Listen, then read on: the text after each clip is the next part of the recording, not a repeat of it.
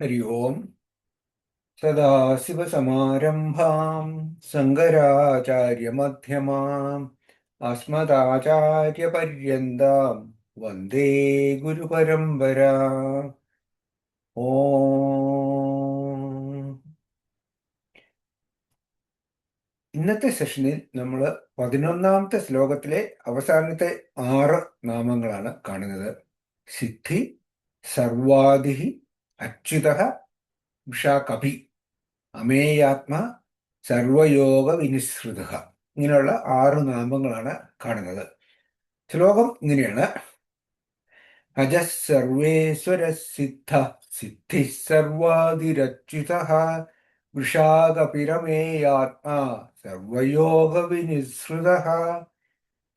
ഇതിൽ ആദ്യത്തെ നാമം 98ാമത്തെ നാമമായ സിദ്ധി ആണ്. സിദ്ധി എന്നാൽ നേട്ടം അല്ലെങ്കിൽ വിജയം എന്നൊക്കെ പറയാം. നേടുന്നതിനെയാണ് സിദ്ധി എന്ന് പറയുന്നത്.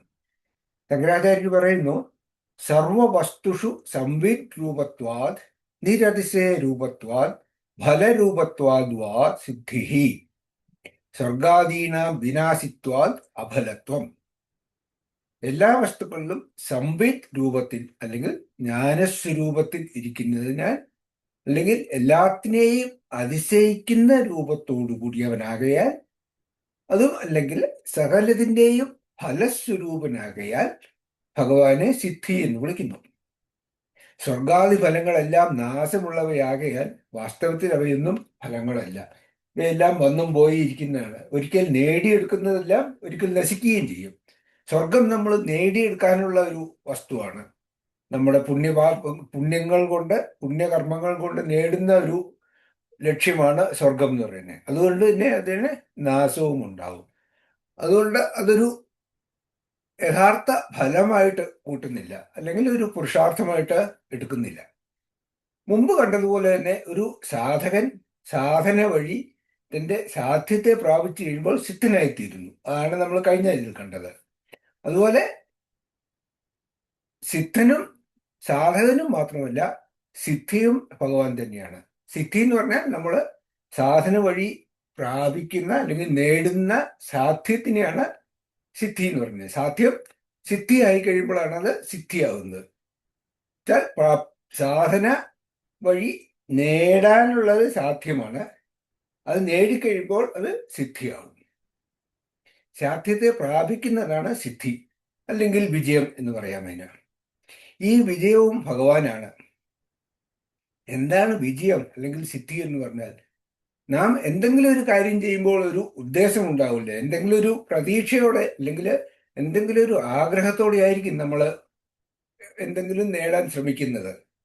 അപ്പോൾ ആ പ്രയത്നത്തിന്റെ ഫലം നമ്മുടെ പ്രതീക്ഷയ്ക്കനുസരിച്ചാവുകയാണെങ്കിൽ അതിനെ വിജയം എന്ന് പറയും. പ്രതീക്ഷിച്ചത് സംഭവിക്കാതെ മോശമായ ഫലമാണ് കിട്ടുന്നതെങ്കിൽ അതിനെ പരാജയം എന്നും പറയും. പൊതുവേ നമ്മുടെ പ്രതീക്ഷയ്ക്ക് അനുസരിച്ചായിരിക്കില്ല ഫലം കിട്ടുന്നത്.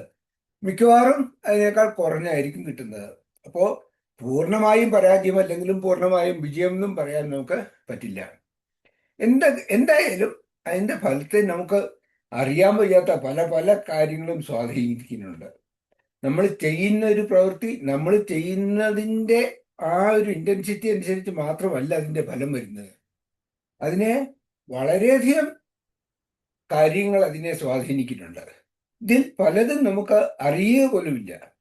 ഇനി അറിയാവുന്ന കാര്യങ്ങളെ തന്നെ പലതിനും നമുക്ക് കൺട്രോൾ ചെയ്യാനും പറ്റില്ല. അപ്പോൾ പിന്നെ പ്രതീക്ഷ എന്ന് പറയുന്നത് നമുക്ക് വെറുമൊരു ആഗ്രഹം മാത്രമാണ്. ഒരു ലോജിക്കലായിട്ട് നമുക്ക് എക്സ്പെക്ടേഷൻ എന്ന് പറയാൻ പറ്റില്ല. കാരണം നമ്മുടെ ലോജിക്ക് ഇതിൽ വാല്യൂബിൾ ആയിരിക്കില്ല, വാലിഡ് ആയിരിക്കില്ല. കാരണം പല കാര്യങ്ങളും നമുക്ക് അറിയാത്തതാണ്. അറിയാവുന്നതിനെ തന്നെ കൺട്രോൾ ചെയ്യാനും പറ്റില്ല. അപ്പോൾ പിന്നെ ഇതൊരു ആഗ്രഹം എന്ന് പറയുന്നതായിരിക്കും കൂടുതൽ എളുപ്പം. എല്ലാ കർമ്മഫലവും ഒരു കർമ്മ നിയമം അനുസരിച്ചാണ് ഉണ്ടാകുന്നത്. ഈ കർമ്മ നിയമം ഭഗവാൻ തന്നെയാണ്. അപ്പോൾ പിന്നെ എല്ലാ വിജയങ്ങളും പരാജയങ്ങളും എല്ലാം ഭഗവാൻ തന്നെയാണല്ലോ.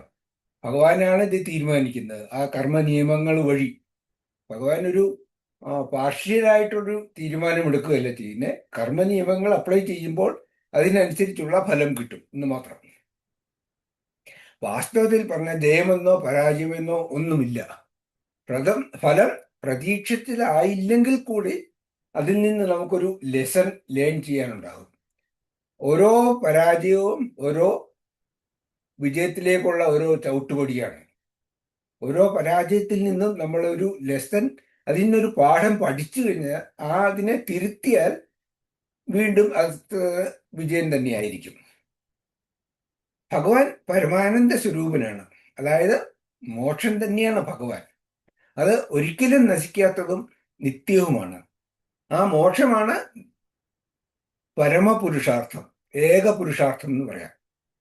എല്ലാ ലക്ഷ്യങ്ങളിലും വെച്ച് ഏറ്റവും ശ്രേഷ്ഠമായ ലക്ഷ്യമാണ് ഭഗവാൻ എന്ന ഈ മോക്ഷം. അതുകൊണ്ടാണ് ശങ്കരാചാര്യ സ്വാമികൾ അതിനെ നിരതിശയം എന്ന് പറഞ്ഞിരിക്കുന്നത്. നമ്മുടെ പരിശ്രമത്തെ കൂടി നേടുന്ന ഏത് ഫലവും അത് സ്വർഗം തന്നെയാണെങ്കിലും നശ്വരമാണ്. ഒരിക്കൽ ഇല്ലാതിരുന്നത് പിന്നെ ഉണ്ടാവുകയാണെങ്കിൽ അത് വീണ്ടും നശിക്കുകയും ചെയ്യും. കാരണം അതിനൊരു പെർമനൻസി ഇല്ല. അതുകൊണ്ട് തന്നെ ഇവയൊന്നും പൂർണ്ണമായതോ നീണ്ടു നിൽക്കുന്നതോ ആയ ഒരു സന്തോഷം തരില്ല. എന്നാലും ഈ ഫലങ്ങളൊക്കെ തരുന്ന ഭഗവാൻ തന്നെയാണ് താനും. മറ്റാരാലും സൃഷ്ടിക്കപ്പെടാത്തതും ഒരിക്കലും ഒരു ജനനമോ മരണമോ ഒന്നുമില്ലാത്ത, ഒരു വികാരങ്ങളുമില്ലാത്ത, മാറ്റങ്ങളില്ലാത്ത ഭഗവാൻ മാത്രമാണ് സമ്പൂർണമായ അനശ്വരമായ ഫലം. പരമാനന്ദ സ്വരൂപനായ ഈ ഭഗവാൻ തന്നെയാണ് മോക്ഷം. അതാണ് പരമോന്നതമായ സിദ്ധി. അതാണ് സിദ്ധി എന്ന വാക്കിൻ കൊണ്ട് ഉദ്ദേശിക്കുന്നത്. ഇനി അടുത്തത് 99ാമത്തെ നാമം സർവാദി എന്നുള്ളതാണ്. ആദി എന്ന് പറഞ്ഞാൽ തുടക്കം, നമുക്ക് എല്ലാവർക്കും അറിയാം. സർവ ആദി എന്ന് പറഞ്ഞാൽ എല്ലാത്തിൻ്റെയും തുടക്കം, അല്ലെങ്കിൽ എല്ലാത്തിൻ്റെയും കാരണം.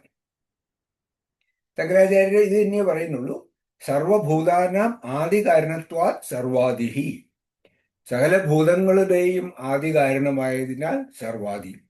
ഭൂതങ്ങൾ എന്ന് പറയേണ്ട ആവശ്യമില്ല ഇവിടെ. ഭൂതങ്ങൾ എന്ന് പറഞ്ഞാൽ ജീവജാലങ്ങൾ, ജീവനുള്ള ചേതനയുള്ള വസ്തുക്കൾ എന്നാണ് പറയുന്നത്. പക്ഷെ ഇവിടെ എല്ലാത്തിൻ്റെയും കാരണം, ആദി കാരണം ഭഗവാൻ തന്നെയാണ്.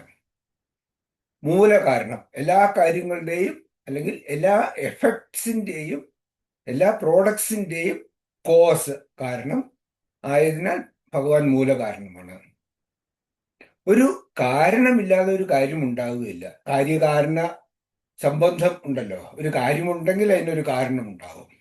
പ്രപഞ്ചം എന്ന് പറയുന്നത് ഒരു കാര്യമാണ്. കാര്യം എന്ന് പറഞ്ഞാൽ ഒരു പ്രോഡക്റ്റാണ്, ഒരു ഉണ്ടായിരിക്കുന്ന ഒരു എഫക്റ്റാണ്. അപ്പോൾ അതിൻ്റെ പുറകിൽ ഒരു കാരണമുണ്ടാകും. കർമ്മഫലമായി ഉണ്ടായതാണ് പ്രപഞ്ചം.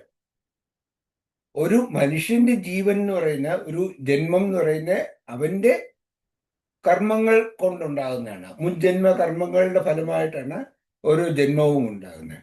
അതുപോലെ തന്നെ സമഷ്ടി രൂപത്തിലുള്ള കളക്റ്റീവ് കർമ്മഫലത്തിന്റെ എഫക്റ്റാണ് അടുത്ത ക്രിയേഷൻ, പ്രപഞ്ചത്തിന്റെ സൃഷ്ടി. അപ്പോൾ ഭഗവാനാണ് ഇതിൻ്റെ എല്ലാം കർമ്മഫലദാതാവ് എന്ന നിലയ്ക്ക് ഇതിൻ്റെ എല്ലാം കാരണം ഭഗവാനാണ്. മറ്റെന്തും ഉണ്ടായതിന് മുമ്പുണ്ടായതുകൊണ്ട് ഭഗവാന് മുമ്പ് ഒന്നും ഉണ്ടാകാൻ സാധ്യതയില്ലല്ലോ. ഭഗവാനാണ് ആദ്യമേ ഉള്ളത്. അതുകൊണ്ട് ഭഗവാൻ തന്നെയാണ് സർവ ആദി. ഇനി അടുത്ത നാമം അച്യുതൻ എന്നുള്ളതാണ്. ഇത് 318 വീണ്ടും നമ്മൾ കാണും. ഒരിക്കലും വീഴ്ച ഇല്ലാത്തവനാണ് അച്യുതൻ, ശ്രുതി ഇല്ലാത്തവൻ. ശങ്കരാചാര്യൻ പറഞ്ഞു, സ്വരൂപ സാമർഥ്യാൽ നച്യുതോ നച്യവതേ നച്യവിഷ്യതേ ഇതി അച്യുത. തന്റെ സ്വരൂപം തന്നെയായ സാമർഥ്യത്താൽ കർമ്മത്തിൽ നിന്ന് ഒരിക്കലും ചലിക്കുകയില്ലാത്തവനും ഇതുവരെ ചലിക്കാത്തവനും ഇനി ഒരിക്കലും ചലിക്കില്ലാത്തവനുമാണ് അച്യുതൻ. എന്നുവെച്ചാൽ ഇതിനു മുമ്പ് ചലിച്ചിട്ടില്ല, ഇതിനു മുമ്പ് കർമ്മത്തിൽ നിന്ന് മാറിയിട്ടില്ല, ഇപ്പം മാറുന്നുമില്ല, ഇനി മാറാൻ പോകുന്നുമില്ല. 3 കാലങ്ങളും പറയുകയാണ്: പാസ്റ്റ്, പ്രസന്റ്, ഫ്യൂച്ചർ. ച്യുതി എന്നാൽ വീഴ്ചയാണ്. വീഴ്ച ഇല്ലാത്തവനാണ് അച്യുതൻ. ഒരിക്കലും പതനമില്ലാത്ത, അല്ലെങ്കിൽ പതനം എന്ന് പറഞ്ഞാൽ ലക്ഷ്യത്തിൽ നിന്ന് മാറിപ്പോകുന്നത്, ആ ഒരു ലക്ഷ്യത്തിൽ നിന്ന് ഒരിക്കലും വ്യതിചലിക്കാത്തവനാണ് അച്യുതൻ. പ്രപഞ്ചത്തിന്റെ സൃഷ്ടി സ്ഥിതി സംഹാരങ്ങളെല്ലാം നടത്തുന്ന ഭഗവാൻ അതിനുവേണ്ട കഴിവും സാമർഥ്യവും എല്ലാം ഉള്ളവനാണ്. തന്റെ ധർമ്മത്തിൽ ഒരിക്കലും ഒരു വീഴ്ച ഉണ്ടാവുകയില്ല. ഭഗവാന്റെ സാമർഥ്യത്തിനോ കഴിവിനോ ഒരു കുറവും ഒരിക്കലും ഉണ്ടാവുകയില്ല എന്നർത്ഥം. തൈത്തിരീയ ബ്രാഹ്മണത്തിൽ ഭഗവാനെ പറയുന്നത് ശാശ്വതം ശിവം അച്യുതം എന്നാണ്. കൃഷ്ണൻ തന്നെ ഭാഗവതത്തിൽ ഇങ്ങനെ പറഞ്ഞിട്ടുണ്ടല്ലോ, യസ്മാൻ അച്യുത പൂർവോഹം അച്യുതസ്തേന കർമ്മണ. ഞാൻ ഒരിക്കലും എൻ്റെ യഥാർത്ഥ ഭാവത്തിൽ നിന്ന് പതനവിധേയനായിട്ടില്ല, അതുകൊണ്ട് ഞാൻ അച്യുതനാണ്. അതുപോലെ ഭഗവാൻ തന്റെ ഭക്തന്മാരെയും നാശത്തിന്റെ അവസ്ഥയിലേക്ക് തള്ളിവിടുകയില്ല. തന്റെ ഭക്തന്മാരും നശിക്കാൻ ഭഗവാൻ സമ്മതിക്കില്ല. നമ്മെ ഭക്ത പ്രണശ്യതീന്ന് ഭഗവാൻ ഒരു വാഗ്ദാനം കൊടുക്കുന്നുണ്ട്. ഭഗവത്ഗീതയില് അർജുനന് പറയുന്നുണ്ട്, എൻ്റെ ഭക്തന്മാർ ഒരിക്കലും നശിക്കില്ല എന്ന്, അവരെ നശിക്കാൻ ഞാൻ അനുവദിക്കില്ല. അപ്പൊ ഭഗവാനും ക്ഷുതിയില്ല, ഭഗവാന്റെ ഭക്തന്മാർക്കും ക്ഷുതി ഒരിക്കലും ഉണ്ടാകാൻ സമ്മതിക്കില്ല. ഇതോടെ നമ്മുടെ 100 നാമങ്ങൾ കഴിഞ്ഞു. 1000 നാമങ്ങളിൽ 100 കഴിഞ്ഞു. 100ാമത്തെ നാമമാണ് ഇപ്പൊ കണ്ട അച്യുത എന്നുള്ളത്. അടുത്ത 101ാമത്തേത് വൃഷാകപി എന്നാണ്. ധർമ്മത്തിന്റെയും വരാഹത്തിന്റെയും രൂപത്തിലുള്ളവനാണ് വൃഷാകപി. ഇത് കുറച്ചൊരു വിഷമം പിടിച്ച നാമമാണ്. കാരണം എങ്ങനെയാണ് വൃഷാകപി, വരാഹവും ധർമ്മവും ഒക്കെ എങ്ങനെയാണ് വന്നതെന്ന് ശരിയായിട്ടുള്ള ഒരു ഡയറക്റ്റ് മീനിങ്ങിൽ നമുക്ക് കിട്ടാൻ വിഷമാണ്. അപ്പൊ ശങ്കരാചാര്യർ പറയുന്നത്, വർഷനാത് സർവകാമാനാം ധർമ്മോ വൃഷഃ കാത് തോയാത് ഭൂമിം അവാദി ഇതി കപിർ വരാഹ വൃഷരൂപത്വാത് കവിരൂപത്വാത് ച വൃഷാകപി. വർഷം എന്ന് പറഞ്ഞാല് വർഷം എന്ന് പറഞ്ഞാൽ മഴയാണ്, അല്ലെങ്കിൽ മോളിൽ ഇങ്ങനെ വർഷിക്കുന്നത്, ഇട്ടുതരുന്നത്. സർവകാമങ്ങളെയും വർഷിക്കുന്നതിനാൽ ധർമ്മത്തെ വൃഷം എന്ന് പറയുന്നു. ധർമ്മമനുസരിച്ച് ജീവിക്കുമ്പോഴാണല്ലോ നമുക്ക് എല്ലാ ആഗ്രഹങ്ങളും സാധിക്കുന്ന, എല്ലാ പുണ്യങ്ങളും കിട്ടുന്നത്. അങ്ങനെ സർവ കാമങ്ങളെയും തരുന്നതായതുകൊണ്ട്, വർഷിക്കുന്നതായതുകൊണ്ട് ധർമ്മത്തിനെ വൃഷം എന്ന് പറയും. അതായത് വർഷിക്കുക എന്നുള്ള അർത്ഥത്തില്. അതാണ് വൃഷാകപി എന്നുള്ളതിലെ വൃഷം ആദ്യത്തെ പാർട്ട്. അടുത്തത് കം. കം എന്നാൽ വെള്ളം ആണ്. അപാത് എന്നാൽ ഉദ്ധരിക്കുക എന്നും, ഉദ്ധരിച്ചു എന്നാണ് അപാത് എന്ന വാക്കിന്റെ അർത്ഥം.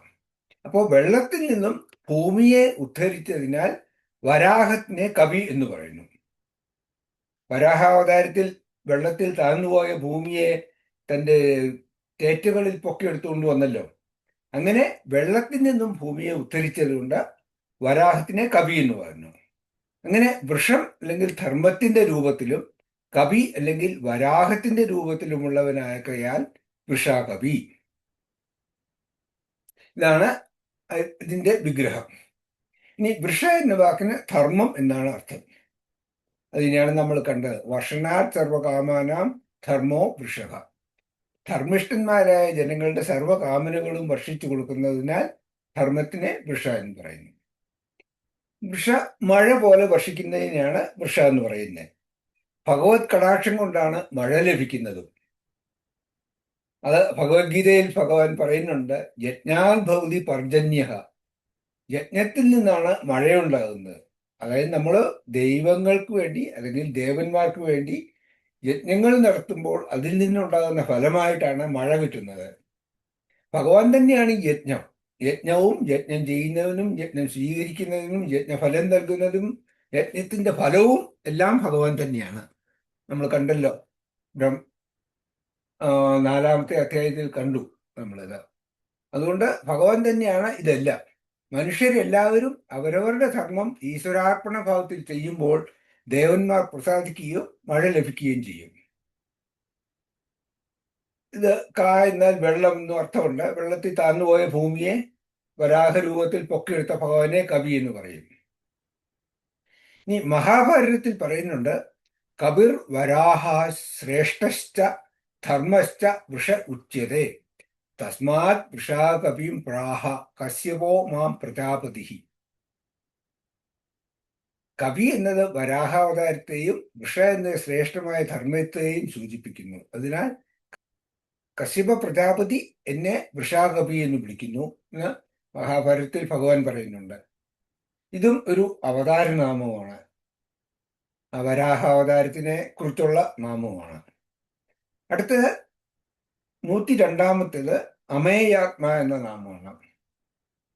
ഇത് വീണ്ടും ഒരിക്കൽ കൂടെ വരുന്നുണ്ട് 179-ല്. അമേയാത്മ എന്ന് പറഞ്ഞാൽ അളക്കാൻ സാധിക്കാത്തവൻ എന്നാണ്. മേയം എന്ന് പറഞ്ഞാൽ അളക്കാൻ പറ്റുന്നത്, അമേയം എന്ന് പറഞ്ഞാൽ അളക്കാൻ പറ്റാത്തത്. ശങ്കരാചാര്യർ പറയുന്നത് യാൻ ഇതി മാതും പരിച്ഛേത്തും ന സഖ്യത ആത്മാ യസ്യേതി അമേയാത്മ. ആരുടെ സ്വരൂപം ഇത്രത്തോളം എന്ന് അളക്കാൻ സാധിക്കുകയില്ലയോ അദ്ദേഹമാണ് അമേയാത്മാവ്. മാ എന്നാൽ അളക്കുക അല്ലെങ്കിൽ ഗണിക്കുക എന്നാണ്. മാനം എന്ന് പറഞ്ഞാൽ അളക്കാനുള്ള ഉപകരണമാണ്. മേയം എന്നാൽ അളന്നത് അല്ലെങ്കിൽ അളക്കാൻ കഴിയുന്നത്. അളക്കാൻ കഴിയാത്തവയെയാണ് നമ്മൾ അമേയം എന്ന് പറയുന്നത്. ഉദാഹരണത്തിന് ഭൂമിയിൽ നിന്ന് സൂര്യനിലേക്കുള്ള ദൂരം വളരെ കൂടുതലാണെങ്കിലും നമ്മൾ അളന്നിട്ടുണ്ടത്. ആധുനിക ഉപകരണങ്ങളൊക്കെ ഉപയോഗിച്ചിട്ട് ഭൂമിയിൽ നിന്ന് സൂര്യനിലേക്കുള്ള ദൂരം എത്രയാണെന്ന് നമുക്കിപ്പോൾ കൃത്യമായിട്ട് അറിയാം. അതുകൊണ്ടത് അമേയമല്ല, അത് അളക്കാവുന്നതാണ്. എന്നാൽ ആകാശത്തിലെ നക്ഷത്രങ്ങളോ ബീച്ചിലെ മണൽത്തരികളോ എണ്ണി തിട്ടപ്പെടുത്താൻ കഴിയുന്നതല്ല. എത്രയാണെന്ന് നമുക്ക് എണ്ണാൻ പറ്റില്ല. നക്ഷത്രങ്ങളുടെ കാര്യം പറഞ്ഞാൽ ആ നക്ഷത്രങ്ങളിൽ നിന്ന് വെളിച്ചം ഭൂമിയിൽ എത്താത്ത തരത്തിൽ അത്രയും ദൂരത്തിലുള്ള പല നക്ഷത്രങ്ങളും ഉണ്ടാവും ഇപ്പോഴും. അതൊന്നും നമുക്ക് കാണാൻ തന്നെ പറ്റിയിട്ടില്ല, പിന്നെ എണ്ണുന്ന കാര്യം ആലോചിക്കുകയേ വേണ്ട. അതുപോലെ തന്നെ ഈ പ്രപഞ്ചത്തിലെ നാനാവിധമായ വസ്തുക്കളും ഇവയൊക്കെ അമേയമാണ്. അളക്കാനോ നമുക്ക് ഗണിച്ചെടുക്കാനോ മുഴുവനായിട്ട് മനസ്സിലാക്കാനോ പറ്റാത്തവയാണ്. ഈ പ്രപഞ്ചത്തിലെ സകലതും ഭഗവാന്റെ അവതാരം അല്ലെങ്കിൽ പ്രകടനം, ഭഗവാന്റെ ഒരു മാനിഫെസ്റ്റേഷൻ മാത്രമാണ് ഈ പ്രപഞ്ചത്തിൽ കാണുന്നതെല്ലാം തന്നെ. അതുകൊണ്ട് തന്നെ പ്രകടിത രൂപത്തിലുള്ള ഭഗവാൻ അമേയമാണ്. മാനിഫെസ്റ്റ് ആയിരിക്കുന്ന ഭഗവാൻ, പ്രപഞ്ച രൂപത്തിൽ മാനിഫെസ്റ്റ് ആയിരിക്കുന്ന ഭഗവാൻ അമേയമാണ്. ഇനി തൻ്റെ സ്വരൂപത്തിൽ ഉറച്ച് അപ്രകടിതമായിരിക്കുന്ന ഭഗവാനോ, അൺമാനിഫെസ്റ്റ് ഫോമിലിരിക്കുന്ന അരൂപനായ ഭഗവാനോ, അദൃശ്യം, അസ്പർശം, അരൂപം എന്നൊക്കെയാണ് ഈ ഭഗവാനെ നിർഗുണ നിരാകാര ഭഗവാനെ പറയുന്നത്. ഇങ്ങനെയൊക്കെയാണ്. അങ്ങനെയുള്ള ഭഗവാനെ മനസ്സുകൊണ്ടോ ശരീരം കൊണ്ടോ ബുദ്ധി കൊണ്ടോ അളക്കുവാനോ രൂപസങ്കല്പം ചെയ്യാനോ സാധിക്കില്ല. അറിയപ്പെടാവുന്ന ഒരു വസ്തു അല്ല ഭഗവാൻ. അത് ആത്മസ്വരൂപമാണ്, സബ്ജക്റ്റാണ്. എന്നാൽ അറിയുന്ന വ്യക്തി സബ്ജക്റ്റ് ഭഗവാനാണെന്ന് പറയാൻ പറ്റുമോ? അറിയുന്നത് ആരാണ്? നമ്മുടെ ബുദ്ധി അല്ലെങ്കിൽ അഹങ്കാരം, മനസ്സ്, ഇതെല്ലാം കൂടെ കൂടിയ അന്ധകരണമാണ് നമ്മളെ അറിയാൻ സഹായിക്കുന്നത്. അല്ലെങ്കിൽ അന്ധകരണത്തിലാണ് നമ്മുടെ അറിവും എക്സ്പീരിയൻസും ഉണ്ടാകുന്നത്. എനിക്കറിയാം അല്ലെങ്കിൽ എനിക്കറിയില്ല എന്നൊക്കെ പറയുന്നത് ഈ എന്നെക്കുറിച്ചാണ്. എനിക്ക് അറിയാമോ അറിയില്ലയോ എന്ന് പറയുന്ന ആ അഹങ്കാരത്തിന്റെ ബേസിസിലാണ് നമ്മൾ മനസ്സിലായി അല്ലെങ്കിൽ മനസ്സിലായില്ല എന്നൊക്കെ പറയുന്നത്. അപ്പോൾ അതും ഒരു അറിയപ്പെടുന്ന വസ്തുവാണ്, അല്ലെങ്കിൽ അറിയാൻ പറ്റുന്ന നോവബിൾ ഒബ്ജക്റ്റ് ആണ്. അതുപോലെ മനസ്സും സദാ ചലിച്ചുകൊണ്ടിരിക്കുന്നതാണ്. അപ്പോൾ ഞാൻ എന്ന് പറയുന്ന ഭഗവാനാവില്ല. കാരണം ഭഗവാൻ മാറ്റങ്ങളോ ചലനങ്ങളോ ഇല്ലാത്തതാണ്. മനസ്സ് സദാ ചലിച്ചുകൊണ്ടിരിക്കുന്നതാണ്. അന്ധകരണവും അഹങ്കാരവും എപ്പോഴും മാറിക്കൊണ്ടിരിക്കുന്നതാണ്. അതുകൊണ്ട് ഇതൊന്നും ഭഗവാനല്ല. ഭഗവാൻ ഇതിനൊക്കെ അതീതനാണ്. സബ്ജക്റ്റുമല്ല ഓബ്ജക്റ്റുമല്ല. എന്നാൽ സബ്ജക്റ്റും ഓബ്ജക്റ്റും ഭഗവാന്റെ അനുഗ്രഹം കൊണ്ടാണ് ഉണ്ടാകുന്നത്. ഭഗവാൻ ഇല്ലാതെ ഇതൊന്നും ഉണ്ടാകില്ല, ഒന്നും അറിയാനും പറ്റില്ല. അതുകൊണ്ട് തന്നെ ഭഗവാൻ അമേയാത്മാവാണ്. ഈ ശ്ലോകത്തിലെ അവസാനത്തെ നാമം 103-ാമത്തെ നാമം സർവയോഗ വിനിശ്രുത എന്നാണ്. സർവയോഗ വിനിശ്രുത എന്ന് പറഞ്ഞാൽ ഒരു ബന്ധങ്ങളും ഇല്ലാത്തവനും എല്ലാ യോഗങ്ങളിൽ കൂടിയും തിരിച്ചറിയേണ്ടവനുമാണ്. ശങ്കരാചാര്യർ പറഞ്ഞിരിക്കുന്നത് സർവസംബന്ധ വിനിർഗത സർവയോഗ വിനിശ്രുത നാനാ ശാസ്ത്രോക്താത് യോഗാത് അവഗത്വാത് വാ എന്ന് പറഞ്ഞാൽ സകല ബന്ധങ്ങളിൽ നിന്നും സമ്പൂർണ്ണം വിട്ടു നിൽക്കുന്നതിനാൽ സർവയോഗ വിനിശ്രിതനാണ്. അഥവാ അല്ലെങ്കിൽ ശാസ്ത്രങ്ങളിൽ പറഞ്ഞിരിക്കുന്ന വിവിധങ്ങളായ സാധനകളെ കൊണ്ട് അറിയപ്പെടുന്നതിനാൽ സർവയോഗ വിനിശ്രിതൻ എന്ന് പറയാം. ഇങ്ങനെ രണ്ട് അർത്ഥം ഇതിൽ പറയാം. എല്ലാ ബന്ധങ്ങൾക്കും അതീതനായവൻ അല്ലെങ്കിൽ സകല യോഗങ്ങൾ മുഖേനയും പ്രാപിക്കേണ്ടവൻ എന്നാണ് രണ്ടർത്ഥങ്ങൾ. യോഗ എന്ന വാക്കിന്റെ അർത്ഥം രണ്ട് വസ്തുക്കളെ കൂട്ടിച്ചേർക്കുന്നത് അല്ലെങ്കിൽ അടുപ്പിക്കുന്നത് എന്നാണ്. എല്ലാ യോഗവും ഒരു യോഗം ചെയ്യുന്ന ആളെ ആ എന്തിനെക്കുറിച്ചാണോ യോഗം നമ്മൾ ധ്യാനം ചെയ്യുന്നത് അതിലേക്ക് അടുപ്പിക്കുന്നതിനാണ് യോഗം എന്ന് പറയുന്നത്. എല്ലാത്തരം ബന്ധങ്ങളും സംബന്ധങ്ങളും യോഗമാണ്. കാര്യകാരണ സംബന്ധം, പ്രയത്നഫല സംബന്ധം, അങ്ങനെയുള്ള മറ്റ് പലതരത്തിലുള്ള ബന്ധങ്ങൾക്കെല്ലാം യോഗ എന്ന് പറയാം. ഈ ബന്ധങ്ങളെല്ലാം ഭഗവാൻ തന്നെയാണ്. ഭഗവാനിൽ കൂടെ അല്ലാതെ ഒരു ബന്ധനങ്ങളും സാധ്യമല്ല. എന്നാൽ ഭഗവാൻ ഇത്തരം എല്ലാത്തരം ബന്ധങ്ങളിൽ നിന്നും മുക്തനുമാണ്. ഇതിനെല്ലാം അതീതനുമാണ് ഭഗവാൻ. യാതൊരു ബന്ധവും ഭഗവാനെ ബാധിക്കുന്നില്ല. ആകാശം പോലെ ശുദ്ധനാണ് ഭഗവാൻ. എല്ലാ വസ്തുക്കളും ആകാശത്തിലാണെങ്കിലും ആകാശം അവയാലൊന്നും ബാധിക്കപ്പെടുന്നില്ല, അവയാലൊന്നും മലിനപ്പെടുന്നില്ല. ഭഗവാൻ സർവവ്യാപിയും എല്ലാത്തിനെയും ഉൾക്കൊള്ളുന്നവനും എല്ലാത്തിൻ്റെയും അധിഷ്ഠാനവുമാണെങ്കിലും അതൊന്നും ഭഗവാനെയും ബാധിക്കുന്നില്ല. നമ്മൾ നേരത്തെ കണ്ട സിനിമാ സ്ക്രീൻ പോലെ തന്നെയാണ്. സിനിമാ സ്ക്രീനിൽ ടവറിംഗ് ഇൻഫോർണോ പോലെ തീ പിടിക്കുന്ന സിനിമകൾ കണ്ടാലും ടൈറ്റാനിക് പോലെ വെള്ളം മുങ്ങിപ്പോകുന്ന സിനിമകൾ കണ്ടാലും ആ തീയോ വെള്ളമോ ഒന്നും സ്ക്രീനിനെ ബാധിക്കുന്നില്ലല്ലോ. അതുപോലെ തന്നെയാണ് എല്ലാം ഭഗവാനിൽ തന്നെ നടക്കുന്നുണ്ടെങ്കിലും അതൊന്നും ഭഗവാനെ ബാധിക്കുന്നില്ല. അങ്ങനെ ഭഗവാൻ സർവയോഗ നിശ്രിതനാണ്, സർവബന്ധങ്ങൾക്കും അതീതനാണ്. യോഗ എന്ന പദത്തിന് സാധന എന്നും അർത്ഥമുണ്ട്. സാധന എന്ന് പറഞ്ഞാൽ മാർഗം, എന്തെങ്കിലും ഒരു സാധ്യം നേടാനുള്ള മാർഗം. കർമ്മയോഗം, ഉപാസനയോഗം, ജ്ഞാനയോഗം തുടങ്ങി പല യോഗങ്ങളും ശാസ്ത്രങ്ങളിൽ പറയുന്നുണ്ട്. ഈ യോഗങ്ങൾ എല്ലാം തന്നെ ഭഗവാനെ അറിയാൻ അല്ലെങ്കിൽ ഭഗവാനിൽ ചേരാനുള്ള മാർഗങ്ങളാണ്, സാധനകളാണ്. എല്ലാ യോഗങ്ങൾ വഴിയും എത്തിച്ചേരേണ്ടവൻ എന്ന അർത്ഥത്തിലും ഭഗവാനെ സർവയോഗ വിനിശ്രിതൻ എന്ന് പറയുന്നു. അങ്ങനെ ഇതോടുകൂടി ഈ 11ാമത്തെ ശ്ലോകം അവസാനിച്ചു. അടുത്തത് നമുക്കിനി അടുത്ത ക്ലാസ്സിൽ കാണാം. ഓം പൂർണ്ണമദ പൂർണ്ണമിദം പൂർണ്ണാത് പൂർണ്ണമുദച്യതേ പൂർണ്ണസ്യ പൂർണ്ണമാദായ പൂർണ്ണമേവാവശിഷ്യതേ. ഓം ശാന്തി ശാന്തി ശാന്തി. ഹരി ഓം ശ്രീ ഗുരുഭ്യോ നമഃ. ഹരി ഓം.